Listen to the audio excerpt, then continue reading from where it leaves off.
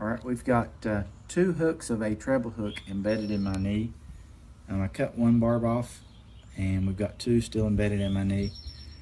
And I've seen videos of people pulling out 1, but I've not seen 2, and that might be because you can't get them out. We're getting ready to find out.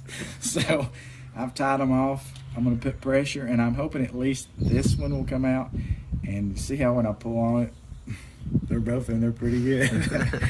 So hopefully that one comes out, and if not, that one. And then if I can get one out, I know we can get the other. But I'm shooting for this one, so I'm gonna put pressure against that barb, and we're gonna yank, and we're gonna see what happens. On 3, on 3, and then there's a scream. That's me on 4. 1, 2, 3. What? Yes.